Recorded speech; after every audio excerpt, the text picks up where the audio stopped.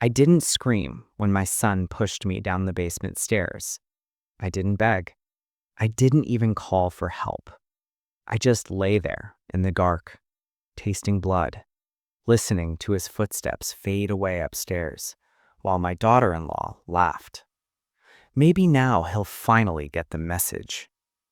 I was 78 years old. My hip was shattered, my wrist bent the wrong way, and I made one phone call. 3 words. It's time, Marcus. Then I waited. You're probably wondering how a father ends up bleeding at the bottom of his own stairs while his son debates whether to let him die. Let me start earlier. My name is Vincent Caruso. For the last 35 years, I've been a quiet man in Cleveland. I tip well at diners. I visit my wife's grave every Sunday. I read history books and mind my business. But that wasn't always my life. Before my son was born, before I met my wife Marie, I had a different name and a different job. I was what they called a cleaner. When problems needed to disappear, I made them disappear.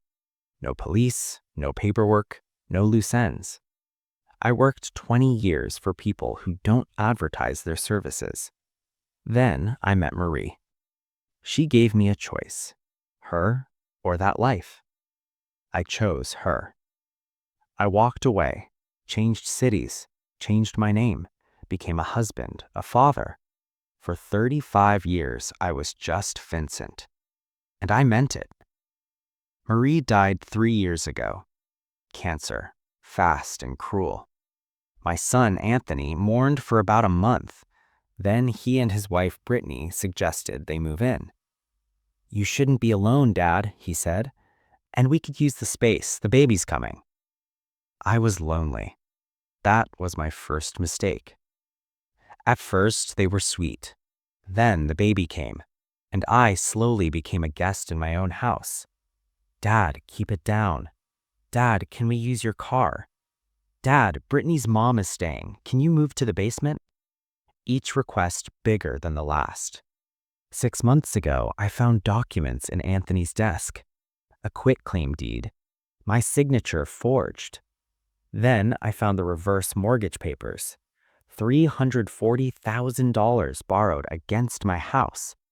The lender wasn't a bank.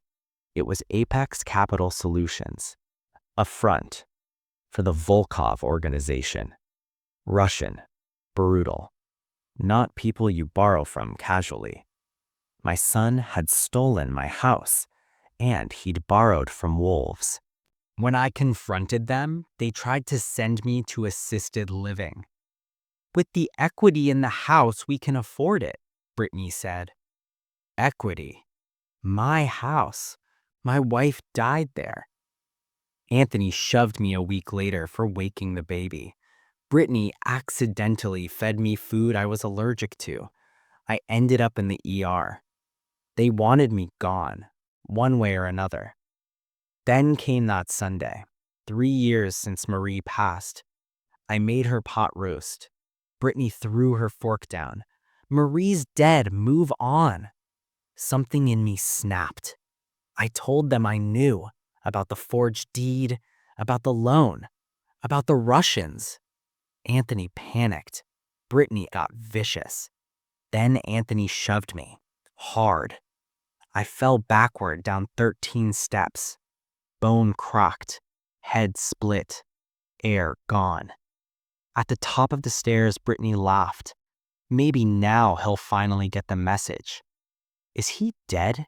Anthony asked. Who cares? Help me with the baby. The door closed. They left me there, planning to let me die. So I called Marcus, the only man from my old life who still knew I existed. I'll be damned, he said. Vincent Caruso. Thought you were dead. Not yet. I explained everything. He laughed once. Your boy borrowed from Volkov? That's stupid. I know. I'll handle it.